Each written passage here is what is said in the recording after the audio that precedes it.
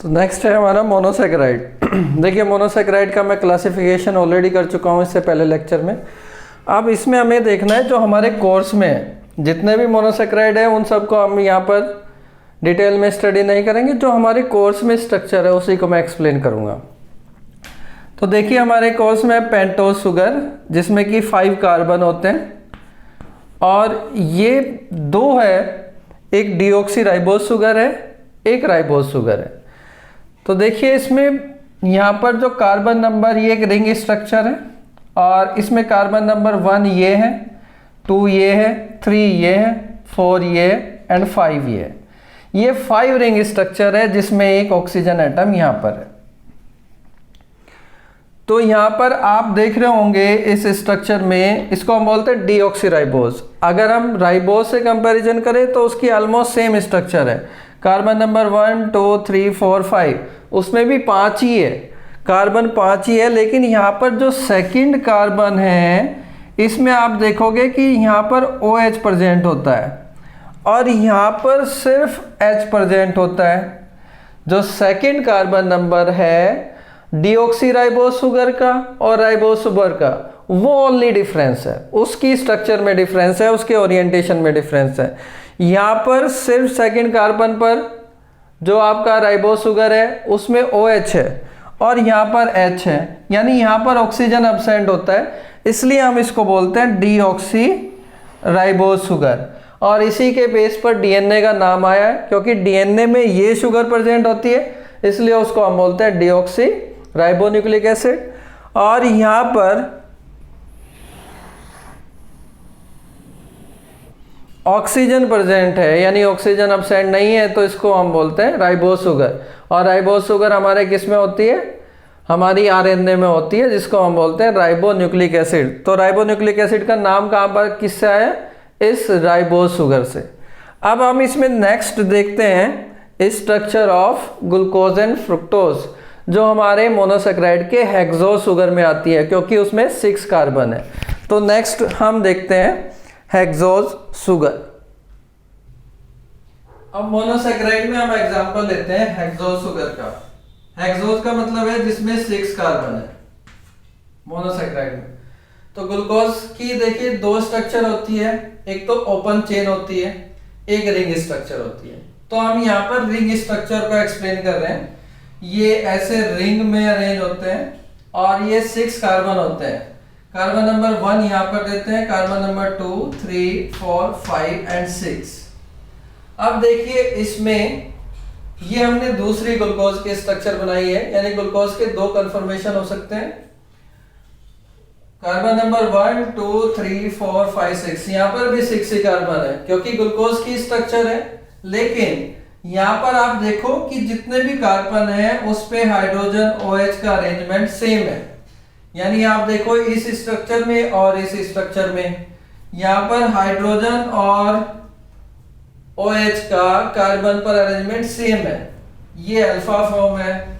लेकिन डिफरेंस क्या है कि सिर्फ कार्बन नंबर 1 पर आप देखिए, कार्बन नंबर 1 पर OH इस साइड में है, ऊपर की साइड में, और यहाँ पर जो इस स्ट्रक्चर में है यहाँ पर OH नीचे की साइड है कार्बन नंबर 1 पे। बाकी इसके अलावा कार्बन 1 के अलावा जितने भी कार्बन है उन पे हाइड्रोजन और OH का अरेंजमेंट सेम है, सेम डायरेक्शन में है, सेम ओरिएंटेशन में है। तो जहां पर OH ऊपर प्रेजेंट है उस पर हम बोलते हैं उसको बीटा टी, यानी बीटा फॉर्म कहते हैं उसको, और जहां पर OH नीचे है तो उसको हम अल्फा फॉर्म कहते हैं। यानी ग्लूकोज की रिंग स्ट्रक्चर की 2 फॉर्म है, ये ये बीटा फॉर्म है जिसमें OH ऊपर की तरफ है और ये अल्फा फॉर्म है जिसमें OH नीचे की तरफ है। इसको हम अल्फा डी ग्लूकोज कहते हैं। देखिए डी इसका कॉन्फ़िगरेशन है जो आप केमिस्ट्री में डिटेल में पढ़ोगे, और यहाँ पर इसको दूसरा नाम देते हैं अल्फा डी ग्लूकोपाइरानोज। पाइरानोज क्यों नाम देते हैं इसको हम, क्योंकि पाइरान एक केमिकल है, उसकी स्ट्रक्चर के सिमिलर है। तो ये जो रिंग लाइक स्ट्रक्चर है वो पाइरान की फॉर्म जो स्ट्रक्चर होती है, पाइरान एक मॉलिक्यूल है, एक केमिकल है, उसकी सिमिलर होती है, इसलिए हम इसको नाम देते हैं पाइरान। ठीक है, तो इतना। और ये जो कार्बन नंबर 1 है जिसपे H और OH का अरेंजमेंट, यानी OH ऊपर है और या नीचे है, इसको हम बोलते हैं एनोमेरिक कार्बन। यानी जो कार्बन नंबर 1 है वो एनोमेरिक कार्बन है, और ये एनोमेरिक कार्बन इस ग्लूकोज की स्ट्रक्चर में सबसे ज्यादा रिएक्टिव होता है। यानी जितने भी हम कार्बन देखें तो कार्बन नंबर जो 1 है एनोमेरिक कार्बन, वो इसमें सबसे ज्यादा रिएक्टिव है। अब हम देखते हैं हेक्सो सुगर में ही फ्रुक्टोज की स्ट्रक्चर। फ्रुक्टोज की स्ट्रक्चर में क्या होता है,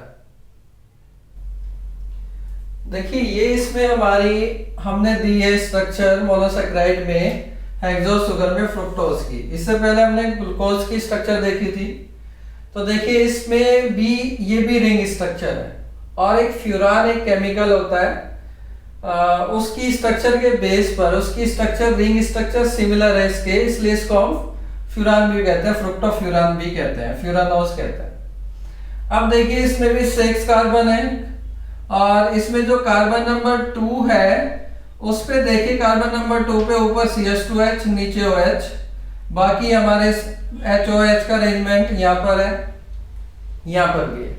देखिए सेम अरेंजमेंट है इन दोनों का, लेकिन एक फॉर्म अल्फा है एक फॉर्म बीटा है। और इसमें जो एनोमेरिक कार्बन होगा वो कौन सा होगा, एनोमेरिक कार्बन होगा आपका ये।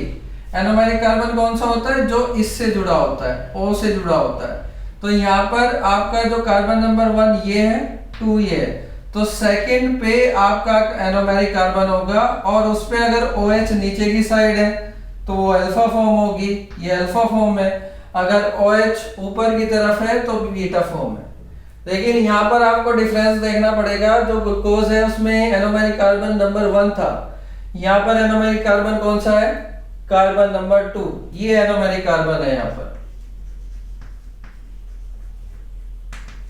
यानी इसी कार्बन पर आप देखो अरेंजमेंट डिफरेंट है, बाकी जितने भी कार्बन है उन पे सेम अरेंजमेंट है। यहाँ पर OH ऊपर है कार्बन नंबर 3 पे, तो यहाँ पर भी OH है। कार्बन नंबर 4 पे यहाँ पर आपका H ऊपर है, तो यहाँ पर भी H ऊपर है। ऐसे ही कार्बन नंबर 5 पे देखो CH2OH ऊपर है H नीचे है, तो यहाँ इन दोनों में सिमिलर अरेंजमेंट है।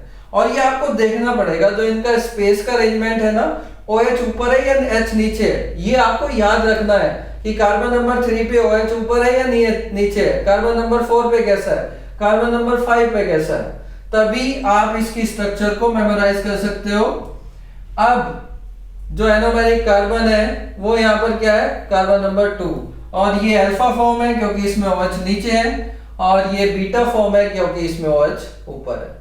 अच्छा, इसमें एक और पॉइंट है कि ये भी ओपन चेन और रिंग फॉर्म में होती है। फ्रुक्टोज की स्ट्रक्चर दोनों फॉर्म में एग्जिस्ट करती है, लेकिन हमने यहाँ पर सिर्फ रिंग स्ट्रक्चर में दिखाई है क्योंकि इतना डिटेल में हमारे यहाँ पर नहीं है। ये डिटेल में आप पढ़ोगे 12th में केमिस्ट्री में बायोमोलिक्यूल्स चैप्टर के अंडर। तो इसमें जितना हमारा यहाँ पर रिक्वायरमेंट है उतना ही मैं यहाँ पर एक्सप्लेन कर रहा हूँ। और कार्बन नंबरिंग भी आपको याद रखनी है, कार्बन नंबर 1 कौन सा है, 2 कौन सा है, 3 कौन सा है, 4 कौन सा है। तो ये आपको अभी एक तरह से कह सकते हैं कि रटना ही है, क्योंकि बाकी जो कार्बनिक नंबर है वो IUPAC में आप पढ़ोगे केमिस्ट्री में, तब आपको ज्यादा आइडिया हो जाएगा। तो अभी फिलहाल के लिए आपको सिर्फ एक इसकी आउटलाइन याद रखनी है कि कहाँ पर कार्बन नंबर 1 है, कहाँ पर 2 है और कैसी इसकी स्ट्रक्चर है। ठीक है, ये हमारे मोनोसैकेराइड्स कंप्लीट हुए। अब हम चलते हैं डाइसैकेराइड्स पे। डाइसैकेराइड्स की स्ट्रक्चर में, जैसे डाइसैकेराइड्स का मतलब है कि उसमें 2 मोनोसैकेराइड यूनिट आपस में अटैच होती है। तो अगर 2 यूनिट अटैच होती है तो वो कैसे अटैच होती है, कौन सा उनके बीच में बॉन्ड फॉर्मेशन होता है और कैसी स्ट्रक्चर हमें दिखाई देती है। ठीक है, थैंक यू।